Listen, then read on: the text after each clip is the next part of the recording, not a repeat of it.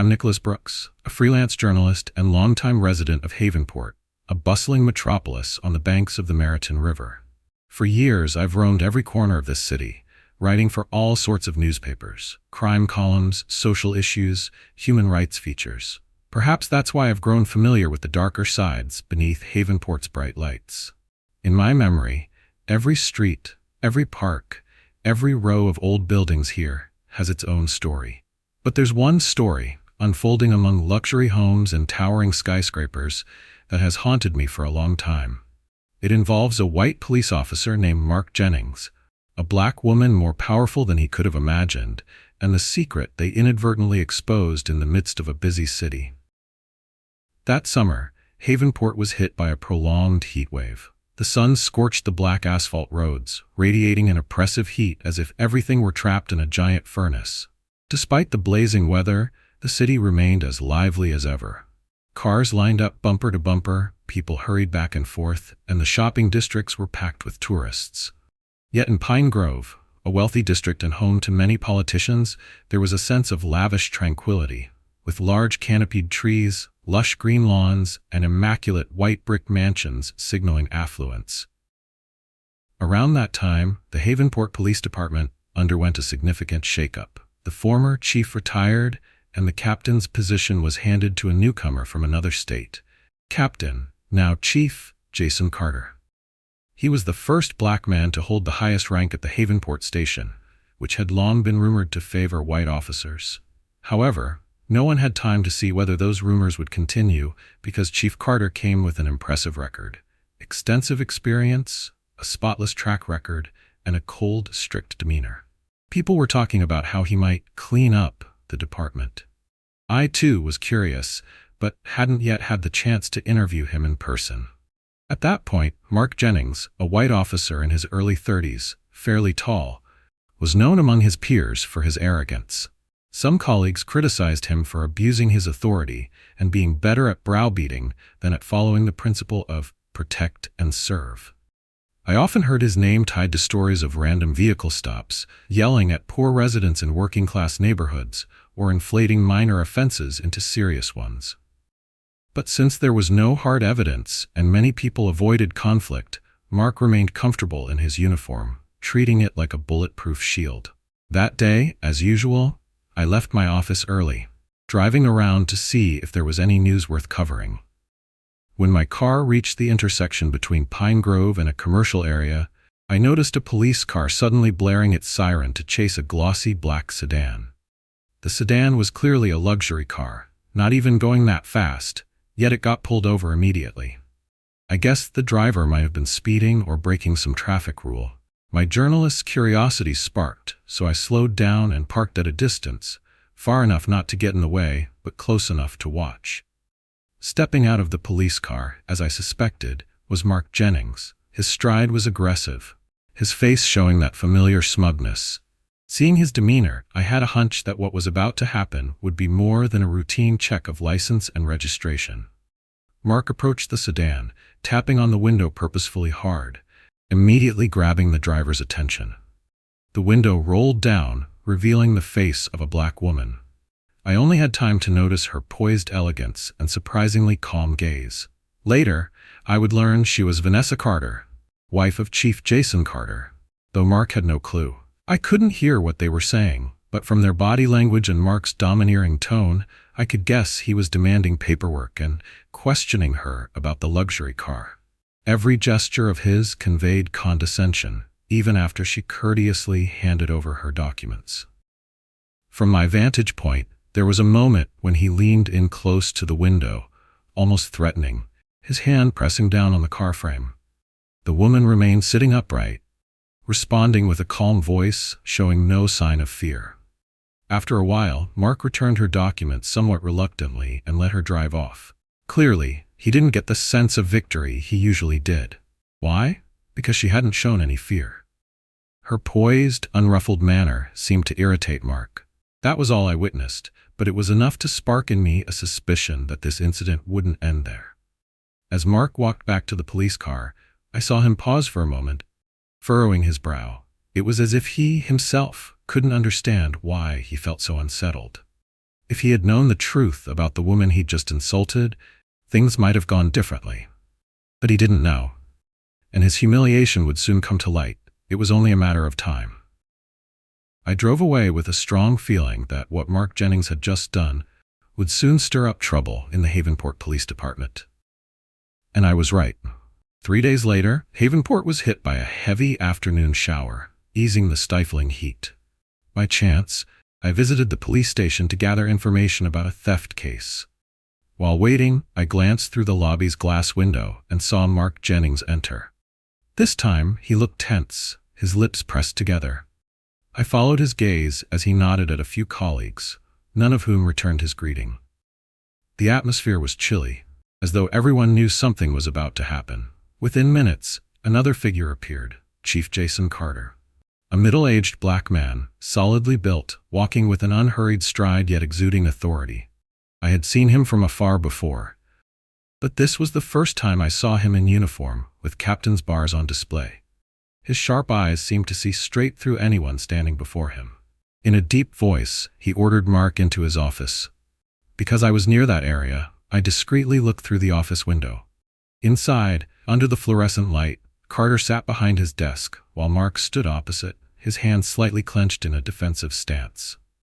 I couldn't hear the conversation, but Mark's expression kept shifting. Tension, surprise, then fear and confusion.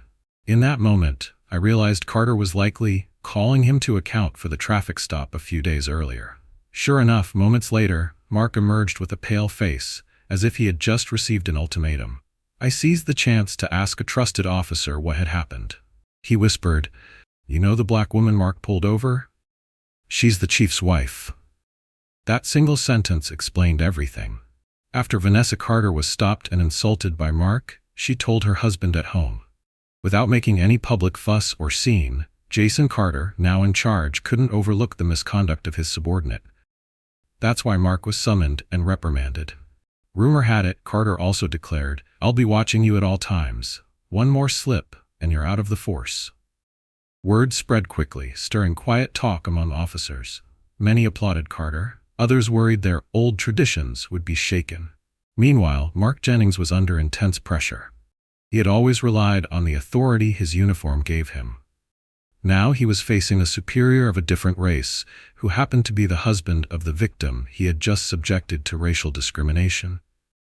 Mark had never imagined that a black woman driving a fancy car could hold such power over him.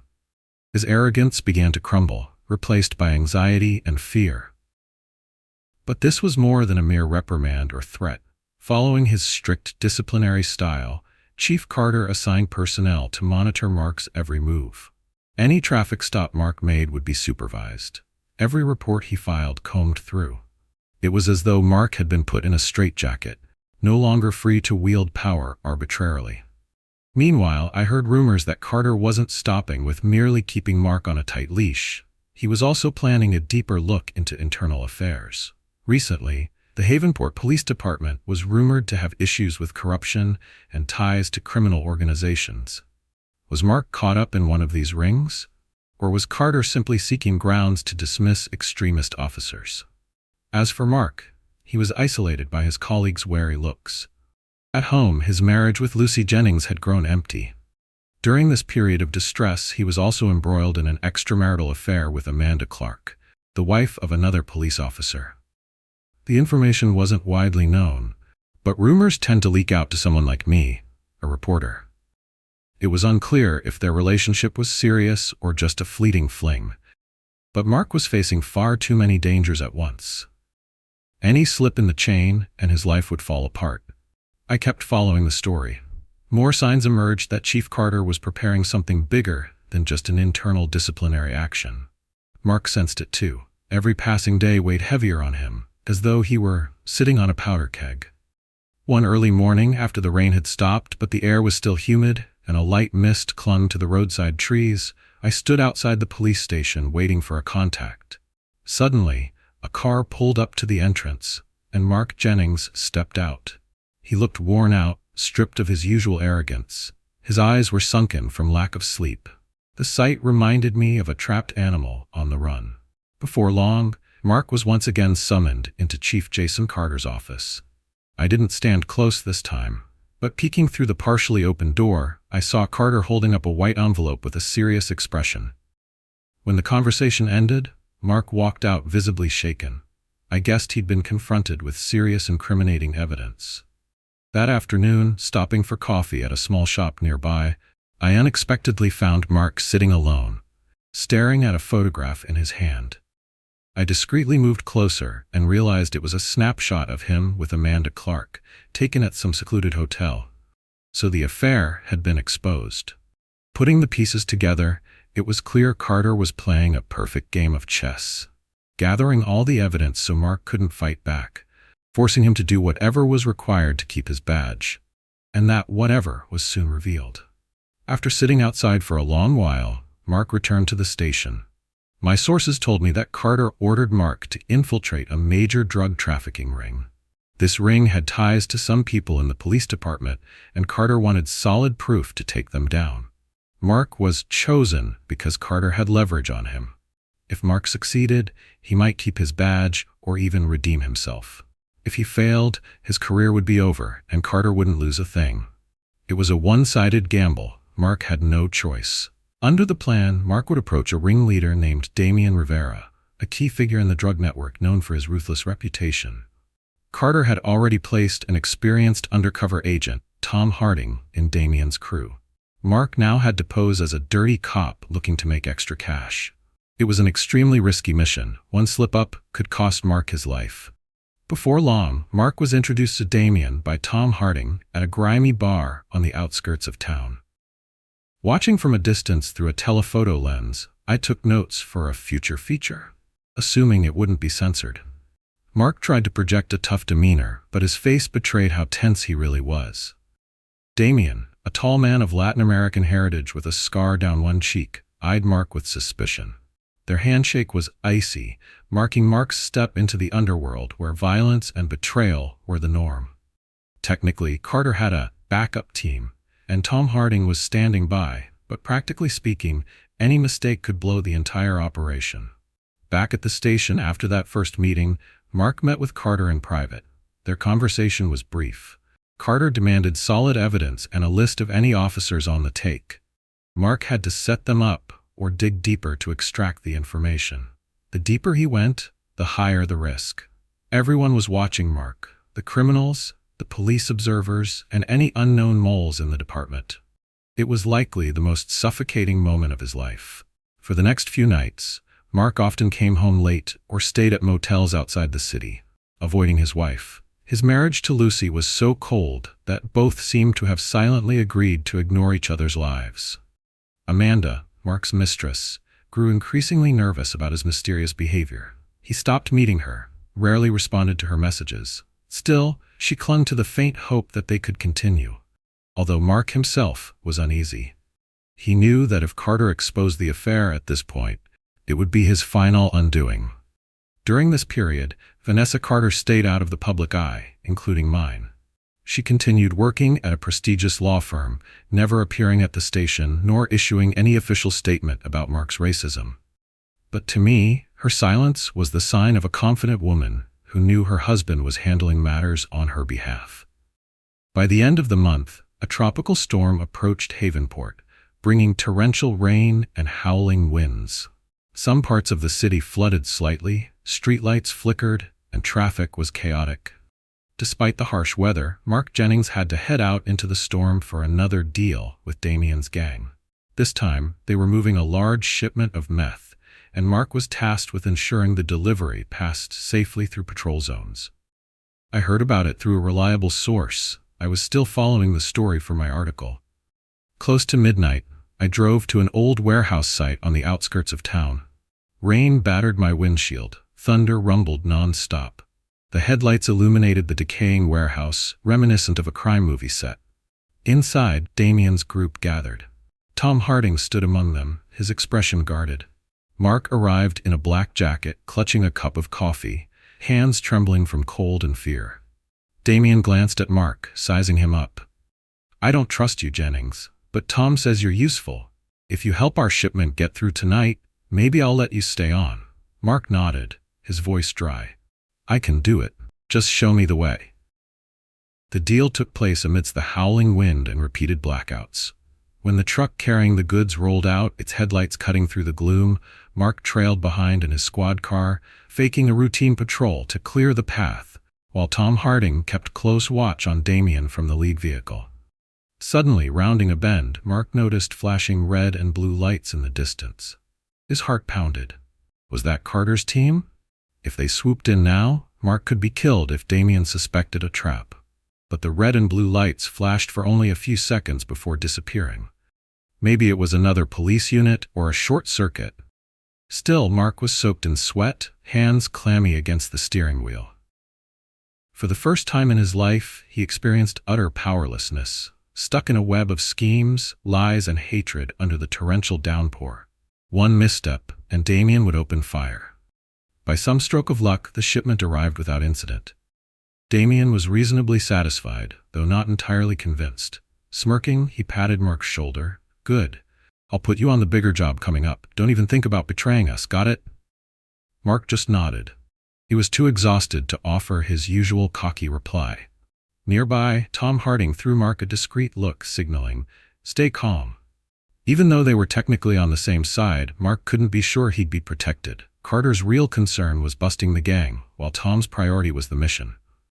Mark was a pawn on the chessboard. From my car, I watched Mark return, hair-drenched, face drained of energy. He signaled to Tom, seemingly saying, "I'm done here." At that moment, I realized something. Mark, once so full of himself, now trembled like a contrite sinner. Life has its ways of making people pay for their arrogance. But the real question was whether Mark would truly reform or simply flounder, desperate to survive the storm.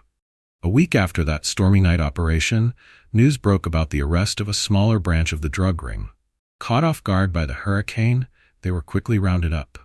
The public praised the Havenport Police Department for effective action. Damien's group, however, escaped, though they now felt more paranoid, suspecting a mole in their ranks. During this time, Mark Jennings was nearly sleepless. By day, he wore his uniform, reported to the station, wrote reports, and was repeatedly summoned by Carter. By night, he either carried out side jobs for Damien or found himself lost in anxiety. Amanda bombarded him with messages, wanting to meet and talk because she felt lonely with her distant husband. Mark canceled everything, citing special assignments. He feared if news of the affair surfaced now, it would end terribly. The tension peaked when Damien arranged to meet Mark at a derelict warehouse in the southern part of the city, allegedly a major storage for illegal goods. Carter intended to lead a sting operation there, catching them in the act. Mark was to escort them from within. That night would decide Mark Jennings's fate. Though it wasn't time yet, he drove around the area, checking corners. The sky was clear, stars twinkled, but Mark was beset by a storm in his mind. He parked on a vacant lot, breathing heavily, heart pounding. His thoughts clashed. Am I doing the right thing? I'm just following orders, but if Damien finds out, and Carter, will he really protect me, or am I just bait? Right on schedule, Mark entered the warehouse. Damien, Tom Harding, and several gang members were there. A few flickering yellow bulbs illuminated wooden crates and sacks of white powder. Damien stared at Mark. Tonight, you prove your loyalty, Jennings. I suspect there's an informant tipping off the cops. Watch yourself. Mark swallowed hard, trying to keep his composure, heart hammering in his chest. Suddenly, Damien pulled a gun and pointed it at Mark. You sure you're not a snitch? The cops are closing in. Confess. Are you hiding something? Tom Harding hurriedly stepped in, grabbing Damien's shoulder. Calm down. This guy's working with us. I trust him. Damien let out a sinister laugh. Even you, Tom, could be a traitor. Nobody's safe in here. The tension was tangible, seconds away from violence. Then in the distance, they heard the roar of an engine and saw headlights shining into the warehouse. A police car. Mark's heart sank. Is Carter making his move now? Damien instantly roared at his men, signaling them to draw their weapons. Tom Harding scanned the scene, sweating nervously. Mark froze, terrified of being exposed. A loudspeaker blared, Police, you're surrounded. Surrender now. Chaos erupted. Damien snarled, glaring at Mark. You sold us out, didn't you? Pandemonium followed. Two henchmen cocked their guns, ready to shoot. Tom Harding lunged forward to subdue one of them, and gunfire crackled, sending crates tumbling. Damien aimed his pistol at Mark and pulled the trigger. The gunshot reverberated, and Mark crashed backward into a wooden crate. Luckily, the bullet only grazed his shoulder. In pain and panic, he scrambled away, heart hammering wildly. At that moment, the SWAT team stormed in. Flashlights, loud commands, and a barrage of weapons pinned down the criminals. Damien's crew, caught off guard, was either wounded or cuffed. In the frenzy, Tom Harding helped Mark outside, his shoulder bleeding through his shirt. Mark looked around, spotting Jason Carter standing firm, gun lowered, face expressionless. He'd arrived precisely on time, or perhaps deliberately waited until Mark was at his breaking point, to secure airtight evidence. Officers yelled for safety, gradually taking control. Damien collapsed onto the concrete floor, groaning in pain. It was all over.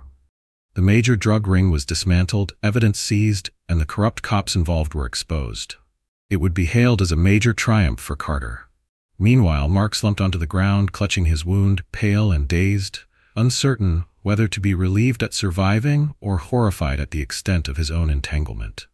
Early the next morning, Havenport remained cold and damp in an unseasonable chill. Mark Jennings lay in a hospital bed, recovering from his shoulder injury. Fortunately, the bullet had only grazed soft tissue, sparing bone and major blood vessels. Exhausted from shock, he fell into a deep sleep. By midday, Mark woke to see Chief Jason Carter standing against the stark white wall of his hospital room. Carter's face was still stern, but no longer showed anger. "You're alive," Carter said. "That completes your assignment." Mark struggled to sit up, his hands shaking. He knew there was no room for excuses or denial. I did my best," he muttered. What will you do with me?" Carter folded his arms, looking Mark square in the eye. "You helped bring down the ring, so I'll overlook this for now. But don't think that means you're innocent. I know all about your past behavior, insulting my wife, the affair, how you've treated civilians. I know everything."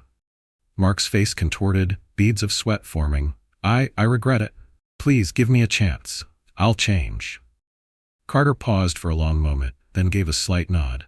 "I'll give you one chance on the condition that you follow the rules, make amends to the people you've wronged, and remember, if you slip up again, there won't be a way back." With that, Carter turned to leave, pausing to set down Vanessa's business card, a symbolic gesture.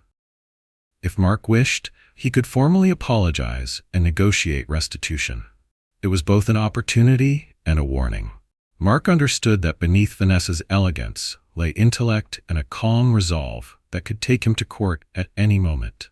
A few weeks later, Mark Jennings returned to work, but not in his old patrol capacity. He was reassigned to desk duties and community outreach, a silent sentence forcing him to learn the real meaning of serving the public. His marriage to Lucy quietly dissolved. They filed for divorce without fanfare. His affair with Amanda also ended when her husband found out, prompting the couple to move to another state to escape the gossip. For Mark, it was the price of his wrongdoing. Surprisingly, though, his exile to community services gave Mark new exposure to people facing hardships: homeless seniors, at-risk youth, rehab center patients. He gradually discovered parts of society he used to sneer at. Bit by bit, Mark started to develop empathy, finally seeing the struggles at the bottom that he once dismissed. One afternoon, while assisting an elderly resident with paperwork for a benefits program, Mark spotted Vanessa Carter walking through the station corridor. She was dressed simply, carrying files, likely there on legal business or meeting her husband. Their eyes met for a moment. Mark stood up, visibly wanting to apologize, but Vanessa only gave a slight nod, an understated gesture that was both serious and forgiving. No words were exchanged, yet Mark understood she was allowing him the chance to make things right. More than any flowery speech, that simple gesture moved him deeply. I, having witnessed this saga from start to finish, found it meaningful in many ways. We can despise someone like Mark Jennings for abusing his authority, yet this story shows that punishment need not end in destruction. It can also open a path to redemption. Jason Carter and Vanessa Carter, each in their own way, taught Mark a valuable lesson on humanity and respect, regardless of race or status. Mark's road to atonement would surely be long, but at least he was now heading in a better direction than before. Under Chief Carter, the Havenport Police Department continued probing and rooting out corruption. His reputation as a principled leader grew stronger. Vanessa Carter quietly went on providing legal aid to the underprivileged. As for Mark, once considered a cautionary tale, he became living proof of the possibility of change if one musters the courage to face one's mistakes. The story ends here, but its echo lingers in Havenport's daily life. I believe the greatest lesson is that neither status nor race should be used to crush others, and every wrong can be atoned for, even if it means walking through the fires of remorse. When people remember Mark Jennings, they'll likely think of him as the officer who once misused his power. But to me, he also stands as evidence that no one is beyond hope, provided they accept responsibility and dare to change.